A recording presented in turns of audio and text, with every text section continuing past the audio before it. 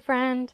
We're going to paint for our first project a crumbling castle. Specifically, we're going to focus on mark making and pulling out shapes from a really kind of busy subject.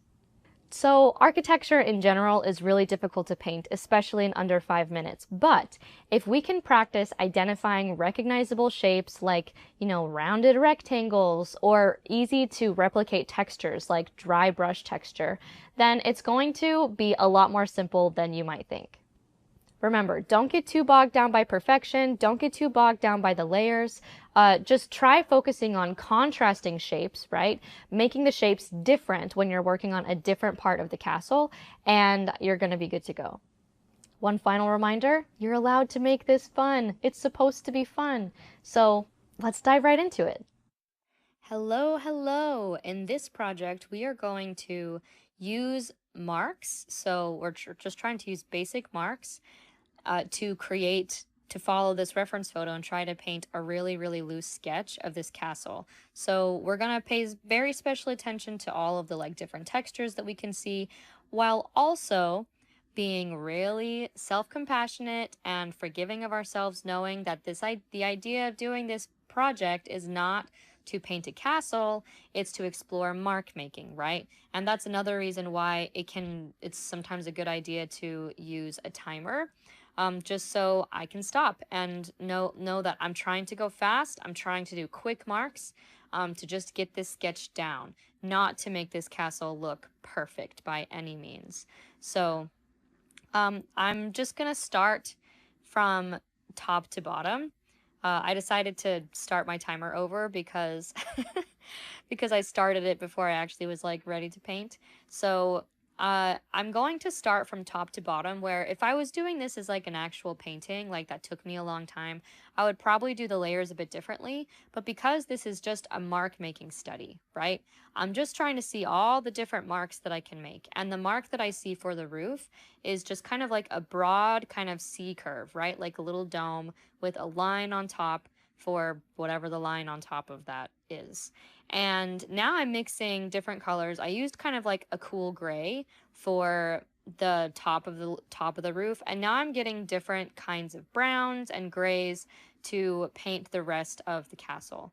And so on the side of that castle that is sunny, I did a light brown. Probably could have added more yellow to it, but I'm not trying to color match here, right? I'm just trying to get marks down. This is a mark making project. So and because it's a mark making project, one way to get this sketch down is to notice very specific shapes and the contrasting shapes. So I've noticed that the texture of the brick in shadow, I can see individual bricks, versus the texture of the brick in the sunlight, I really can't. It just looks like a line. And so I've tried to reflect that as I'm painting the marks here. Especially on that turret part, right? Where you can see I painted almost like individual bricks, but then just a line for the part in the sun. And so I'm going down and I painted the little roof, tried to get the individual bricks and the directions that they were going, but it's okay if the colors all blend together. And then I'm trying to get the bricks on the side of this wall too.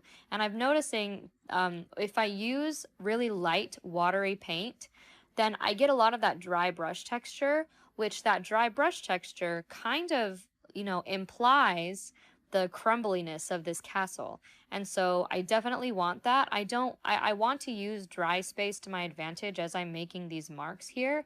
I had to pause for a second to answer the phone or something, but continuing onward, I want to use dry space to my advantage so that I can see all the individual marks that I'm making. I don't want to just hurry and cover up the whole space with, huge swatches of paint. I'm trying to do tiny little marks to show and to imply all of the texture and the individual bricks that make up the side of this building. And then I did do one long stroke just for that wall. And then to try to get the shadows, I can see that there are tiny little shadows in between all of the bricks, right? And so I got some darker paint And again, I'm not trying to make this look realistic. I'm just trying to capture shapes. I'm just trying to capture marks and to explore different marks. And so doing lots of thin little lines in between some of these breaks, um, some of the bricks align, underneath the roof. This is the shadow. If I were trying to make this look more realistic, my shadowy color would probably be a lot lighter and I might even like a lot thinner, but I'm not going for realism here. I'm going for mark making. I'm going for exploring. And so I'm just trying to, look at the picture and allow it to be messy. Allow what I paint to look really messy and really even embrace that and take a moment to see, what do I like about what I'm painting here? What unexpected delights am I finding by focusing just on mark making? So now I'm going to try out different marks for foliage for the greens that are in front of the castle. Obviously not perfect because I'm trying to paint like on top of the castle, so we might see some of the bricks underneath the leaves, which is fine. But I'm trying these like, swoopy leaves for the leaves on the left, maybe the trees on the right that are kind of like on top of it almost looks like they're like in the castle. I'm doing more of these like um it's like a different shape, right? Where I'm doing tiny thin little circles almost, right? Where I'm like circling my paintbrush to see if that different texture evokes different, like those different marks make imply a different kind of texture. I'm going to add some like yellow green onto my leaves over here, but again, not trying to get it perfect. And sometimes if you very intentionally make a sketch not perfect, like you kind of quote mess it up in a way, that gives you free reign to just try whatever you want and to try moving your paintbrush in a fun way as opposed to demanding perfection. It's okay if what you're looking for is not, making this scene look exactly like it's supposed to. It's okay if your goal is instead, how can I have the most fun? And that's what this mark making unit is really for. That's what this practice is really for.